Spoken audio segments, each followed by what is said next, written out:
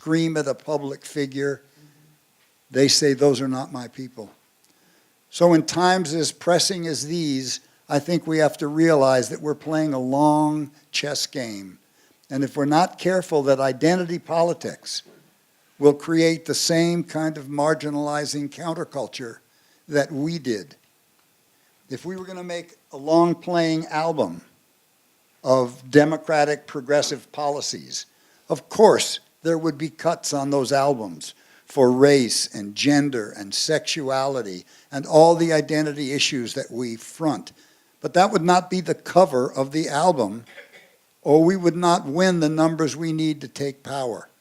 The cover of the album would have to deal with things like health care, tariff adjustments. In other words, money to retrain workers who've been displaced by globalism. The United States spends less on those people than any developed country in the world. That's where a lot of the rage that produced Trump came from. That's on the Democrats as well as the Republican, who for 50 years have abandoned rural people, working people, unions, teachers. That's where that rage has been building. The cover of that album would have to include infrastructure repair, building the wealth for our grandchildren, just as we received the wealth from our grandparents. So I think we're in for a long chess game, and I think that harnessing our anger and turning it into skillful means, it's a great Buddhist phrase. You can be enlightened, you can know everything, but if you don't have skillful means, you can't communicate it to other people. General Mattis gave the game away. He said, be courteous, be polite, and have a plan to kill everyone you meet. So that's who we're playing against. And no one responded, no one in leadership in Washington responded to the slaughters in Rwanda, responded to the slaughters in Bosnia-Herzegovina, responded to Auschwitz until they were forced into it. So they're not going to respond to your outrage or my outrage about identity issues. Those are mosquito bites compared to that suffering. So if we don't want to be memes of history, we have to be disciplined. And we have to understand that every act of protest is theater.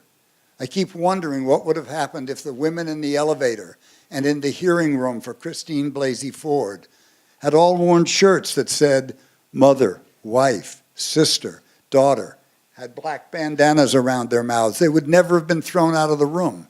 Every time you saw the audience, you would have seen those people.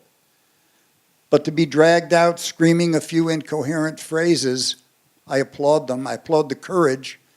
But the people who are your audience don't. So I think that was our major mistake. And I've just been teaching in the East Coast and talking about this and trying to urge young people to channel that anger into skillful practices and good theater.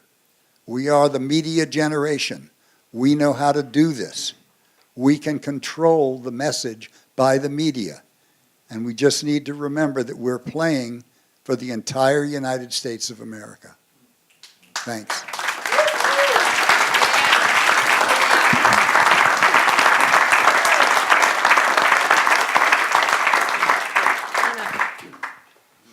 Hi, I'm Ana de Leon. I'm listed as chanteuse and school board member. While it's true I'm a singer, I haven't been a school board member for about 20 years. But what I have, I hope, been is a troublemaker. I think each of us brought who we are to the 60s. So who I was a little bit different, well, than many here, I think. My mother was Puerto Rican and my father a first-generation Estonian army man. They met in Puerto Rico when he was stationed there. On my birth certificate, he's described as white, my mother is described as Spanish, and I am a blank space, which I think of actually as a comment on just basic racism. Similarly, when I married a black man in the 60s, it was an illegal thing to do, and I knew that, but It was before Loving v. Virginia. So I would say, having come from a poor background, lived in the first desegregated housing project, which was in Los Angeles, and then from there, lived my life as a normal, poor or working class person with clear racial views, that I saw the 60s somewhat differently. For me, the 60s was the time of Ray Charles, of Sam Cooke, of the Soul Stirrers, of all the gospel music I loved, all the rhythm and blues that I loved, that spoke to me, that spoke to my heart. And what I did notice, though, is that the 60s also seemed to be a place where white people actually opened their hearts. And to me, and had fun. That fun was something people really aspired to, and hearts open was also something that people aspired to. And I had not seen that before. But I wasn't a participant in any of the, things that most people were doing politically. I wouldn't have called myself a political person. I was basically marginally an LA music person, poet. I did get a degree in, I got a master's actually in painting because I was on a war orphans bill that allowed me to get money to go to school. But it wasn't because I participated in college activities. I never thought of myself as a college girl. I thought of myself as other things that I did to earn a living so that I could pay my rent and put food on the table. But none of them would I have described as political. Now, however, when I had an interracial child, clearly interracial, and thought about where to raise her after having her called a nigger in the park in Los Angeles and a variety of experiences that were really unpleasant, Berkeley was the first city in all of the United States that desegregated its schools. And that's why I moved here. That was the reason. I didn't know a soul. But I thought, gee, you know, if Berkeley chose to desegregate its schools and defeated a recall, that is my kind of place. Whoever those people are, they are pretty wonderful people. And so I have to thank all of you because probably lots of you had something to do with that, looking at the color of your hair. So while here, I became an overtly political person. I've been a civil rights lawyer. I've had jazz clubs. I've still done all the things, looking for the shiny objects that I seem to always look for. But I would say I am overtly political. I learned about politics here, even as I stood in groups of people where they talked about all their activities at Columbia and Berkeley, and I had none of those activities, but I did find them interesting. So now I sing mostly, and I thought there are a lot of words tonight, and I'm just going to put fewer than 2 minutes of song.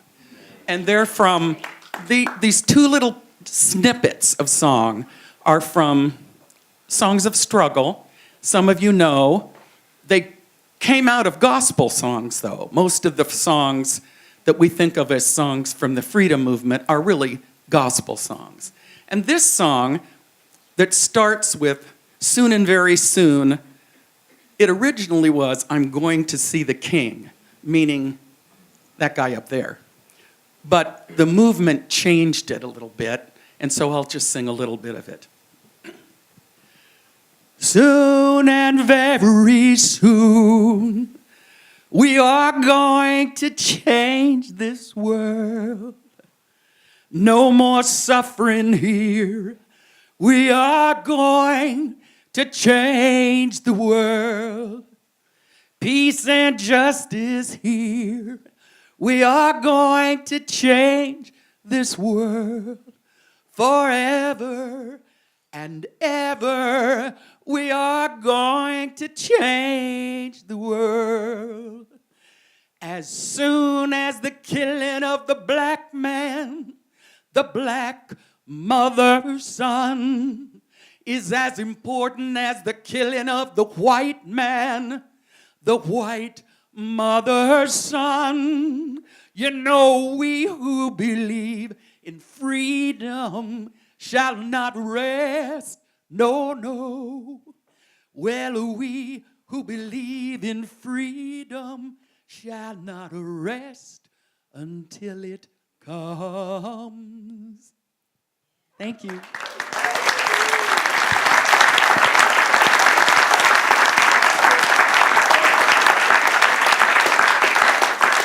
Well, now we're going to have a little bit of crosstalk among the panelists here. And so I'm going to start with a little something. Is that all right? Okay, good, good. Peter, I so agree with you about skillful means, but I don't about identity politics.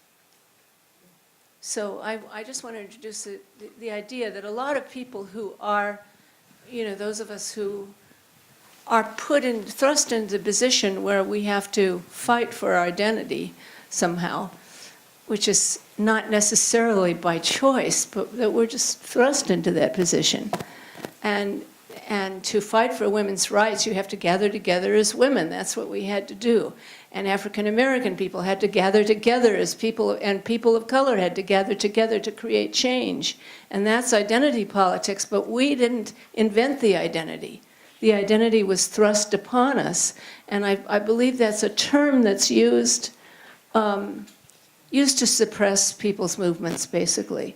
But I so agree about skillful means. I think that it's my argument with the Green Party, for instance, that we need to have strategies. We need to have a plan for what we're doing that's going to be effective. And we don't want to alienate people. I completely agree with you about that. We don't want to alienate people unnecessarily. So anyway, I'd love to have your response to that. Well, I would certainly never suggest that anyone's identity is illicit.